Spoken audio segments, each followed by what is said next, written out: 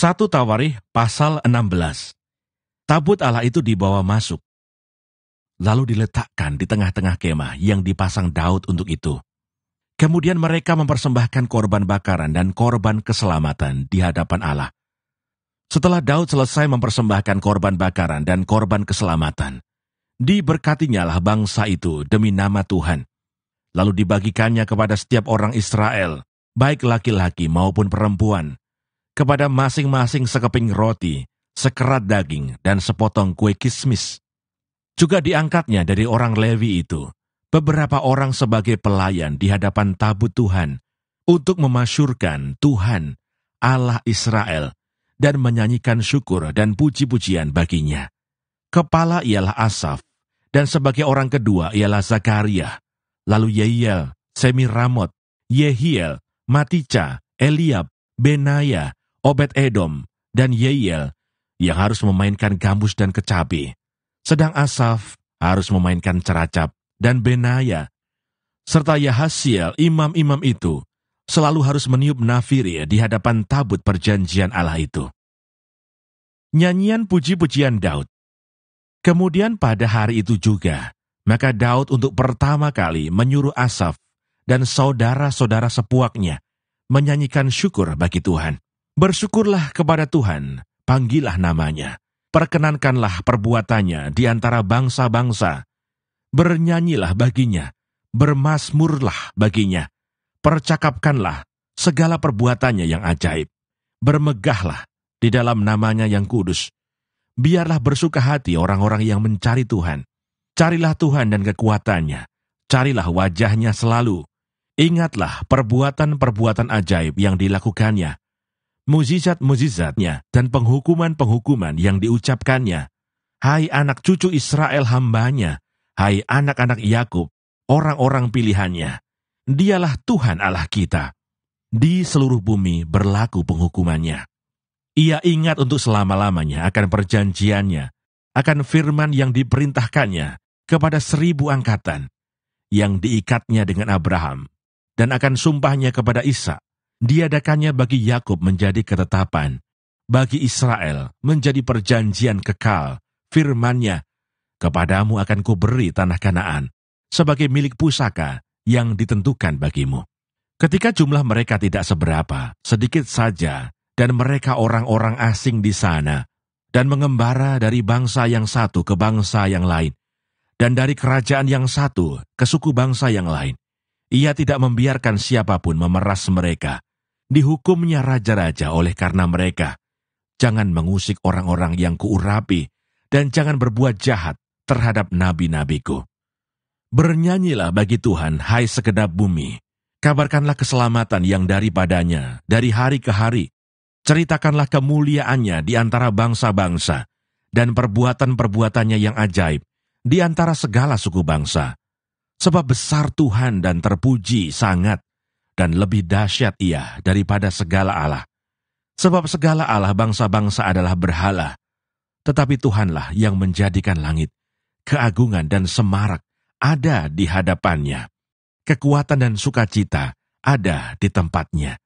Kepada Tuhan, hai suku-suku bangsa, kepada Tuhan sajalah kemuliaan dan kekuatan. Berilah kepada Tuhan kemuliaan namanya. Bawalah persembahan dan masuklah menghadap Dia. Sujudlah menyembah kepada Tuhan dengan berhiaskan kekudusan. Gemetarlah di hadapannya, hai segenap bumi. Sungguh tegak dunia tidak bergoyang. Biarlah langit bersukacita dan bumi bersorak-sorak. Biarlah orang berkata di antara bangsa-bangsa, Tuhan itu Raja. Biarlah gemuruh laut serta isinya. Biarlah beria-ria padang dan segala yang di atasnya. Maka pohon-pohon di hutan bersorak-sorai di hadapan Tuhan, sebab Ia datang untuk menghakimi bumi.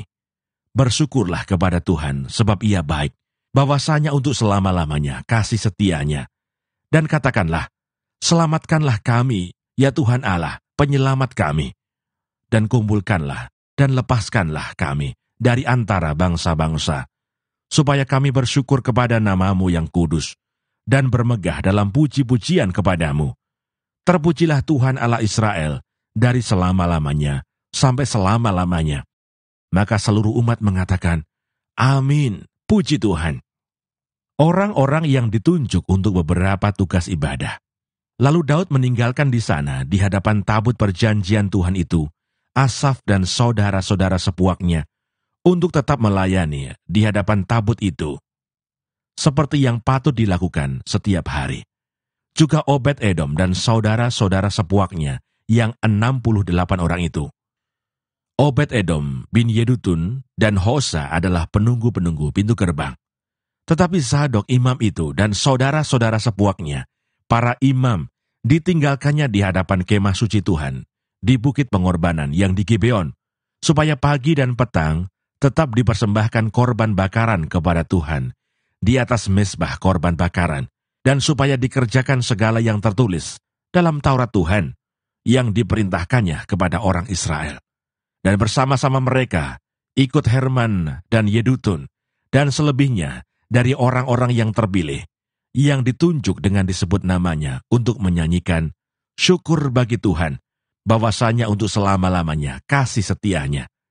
Pada Heman dan Yedutun itu ada nafiri dan ceracap untuk para pemain, juga alat-alat musik pengiring nyanyian untuk Allah. Dan anak-anak Yedutun harus menjaga pintu gerbang. Sesudah itu pergilah seluruh bangsa itu masing-masing ke rumahnya, dan Daud pulang untuk memberi salam kepada seisi rumahnya. 1 Tawarikh pasal 17. Janji mengenai bait suci yang akan didirikan oleh Salomo. Setelah Daud menetap di rumahnya, berkatalah ia kepada Nabi Natan, "Lihatlah, aku ini diam dalam rumah dari kayu aras, padahal tabut perjanjian Tuhan itu ada di bawah tenda-tenda." Lalu berkatalah Natan kepada Daud, "Lakukanlah segala sesuatu yang dikandung hatimu, sebab Allah menyertai engkau." Tetapi pada malam itu juga datanglah firman Allah kepada Natan demikian, "Pergilah, katakanlah kepada hambaku Daud, beginilah firman Tuhan, bukanlah engkau yang akan mendirikan rumah bagiku untuk didiami. Aku tidak pernah diam dalam rumah, sejak aku menuntun orang Israel keluar sampai hari ini. Tetapi aku mengembara dari kemah ke kemah, dan dari kediaman ke kediaman. Selama aku mengembara bersama-sama seluruh orang Israel, pernahkah aku mengucapkan firman kepada salah seorang hakim orang Israel, yang kuperintahkan mengembalakan umatku demikian? Mengapa kamu tidak mendirikan bagiku rumah dari kayu aras? Oleh sebab itu, beginilah kau katakan kepada hambaku Daud, beginilah firman Tuhan semesta alam. Akulah yang mengambil engkau dari padang, ketika menggiring kambing domba, untuk menjadi raja atas umatku Israel. Aku telah menyertai engkau di segala tempat yang kau jalani, dan telah melenyapkan segala musuhmu dari depanmu. Aku akan membuat namamu seperti nama orang-orang besar yang ada di bumi. Aku akan menentukan tempat bagi umatku Israel, dan akan menanamkannya, sehingga ia dapat diam di tempatnya sendiri, dengan tidak lagi dikejutkan, dan tidak pula ditekan oleh orang-orang lalim seperti dahulu. Sejak aku mengangkat hakim-hakim atas umatku Israel, aku akan menundukkan segala musuhmu. Juga aku beritahukan kepadamu, Tuhan akan membangun suatu keturunan bagimu, apabila umurmu sudah genap untuk pergi mengikuti nenek moyangmu. Maka aku akan membangkitkan keturunanmu yang kemudian, salah seorang anakmu sendiri, dan aku akan mengokohkan kerajaannya. Dialah yang akan mendirikan rumah bagiku, dan aku akan mengokohkan tahtanya untuk selama-lamanya. Aku akan menjadi bapaknya, dan ia akan menjadi anakku. Tetapi kasih setiaku tidak akan kuhilangkan daripadanya, seperti yang kuhilangkan daripada orang yang mendahului engkau. Dan aku akan menegakkan dia dalam rumahku, dan dalam kerajaanku untuk selama-lamanya. Dan tahtanya akan kokoh untuk selama-lamanya. Tepat seperti perkataan ini, dan tepat seperti penglihatan ini, Natan berbicara kepada Daud. Doa syukur Daud. Lalu masuklah Raja Daud ke dalam. Kemudian duduklah ia di hadapan Tuhan sambil berkata, "Siapakah aku ini ya Tuhan Allah, dan siapakah keluargaku, sehingga engkau membawa aku sampai sedemikian ini? Dan hal ini masih kurang di matamu ya Allah. Sebab itu, Engkau telah berfirman juga tentang keluarga hamba-Mu ini dalam masa yang masih jauh, dan telah memperlihatkan kepadaku serentetan manusia yang akan datang, ya Tuhan Allah. Apakah lagi yang dapat ditambahkan Daud kepadamu dalam hal engkau memuliakan hamba-Mu ini? Bukankah engkau yang mengenal hamba-Mu ini? Ya Tuhan, oleh karena hamba-Mu ini dan menurut hati-Mu, engkau telah melakukan segala perkara yang besar ini dengan memberitahukan segala perkara yang besar itu. Ya Tuhan, tidak ada yang sama seperti Engkau, dan tidak ada Allah selain Engkau, menurut segala yang kami tangkap dengan telinga kami.